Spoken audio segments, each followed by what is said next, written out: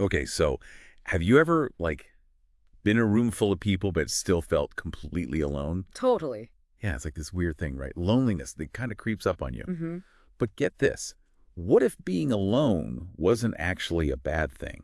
Interesting. That's exactly what we're diving into today. Okay. So we're going deep into Yeah. this book called Lonely But Not Alone. Okay. And it's all about building that connection with, wait for it, yourself. With yourself. Yeah. We're basically going to figure out how to turn alone time into like a superpower. I like that. A superpower. Okay. Right. So the book starts off by making this really clear distinction Okay. between loneliness and solitude. Uh-huh. So loneliness, that's like, that emptiness, Yeah. that ache, like you're missing It's something. the yearning. Exactly. You're yearning for a connection. Okay. But solitude, Yeah. that's different. It's about choosing to be alone and using that time to like grow as a person. Okay, I get that, but like sometimes just being alone is, well, kind of awful. Right. How do we know when it's like good alone time versus like a downward spiral? I think it comes down to how you feel, Oh, If yeah. you're alone and you feel drained, Yeah. empty, lonely, even when you're by yourself, that's a sign to check in with yourself, like what's going on. Okay. But when being alone feels peaceful, Yeah. like it gives you energy, that's solitude working its magic. And that's where having a strong connection with yourself really comes in. This whole self-connection thing really got me thinking, Yeah. The book talks about how it can lead to self-acceptance, inner strength, like being more genuine, more authentic. Yeah. But what does that actually look like? Okay, so let's take self-acceptance, for example. Okay. The more you accept yourself, and that includes all your flaws, the more solid you become as a person. Okay. Like imagine a coworker says something kind of mean. Instead of letting it get to you, your self-acceptance is like this shield. The shield. Yeah.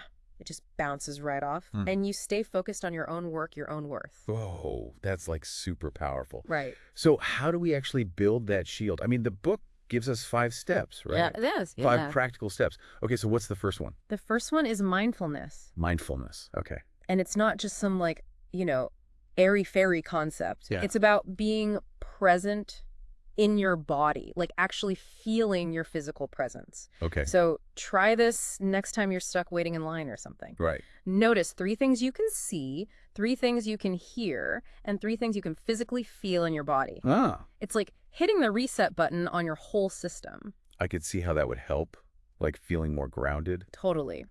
Okay, what's the next step? Self-reflection. Okay, self-reflection. Yeah, so that could be journaling, could be meditating, Uh-huh. or even just like jotting down one good thing you did that day.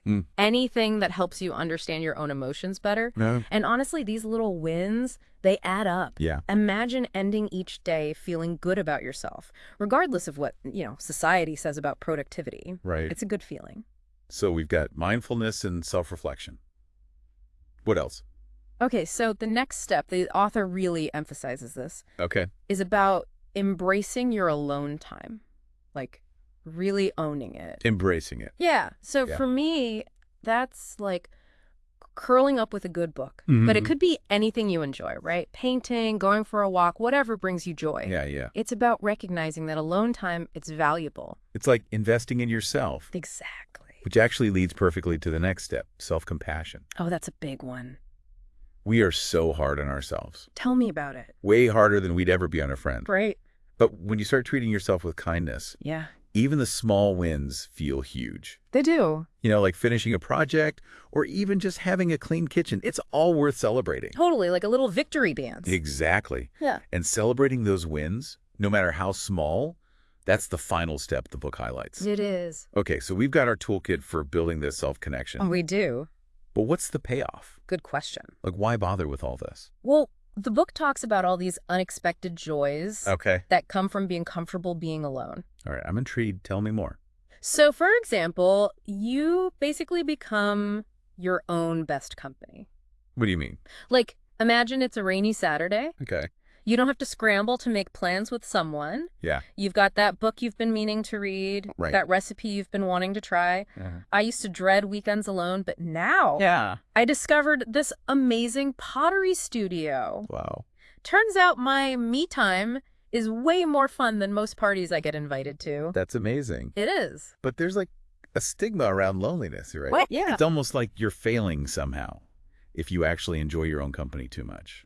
It's true. And that's where we need to challenge that whole narrative.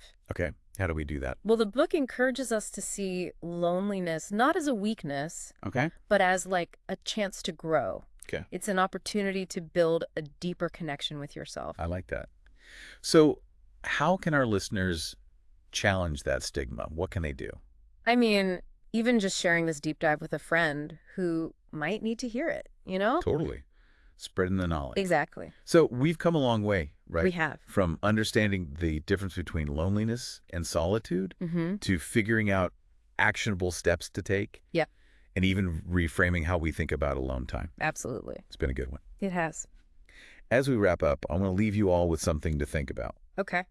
What's one thing you're going to do this week to strengthen that connection with yourself, no matter how small? Go make it happen. I love that. And that's our deep dive for today. Thanks for having me. See you next time. Bye. Bye.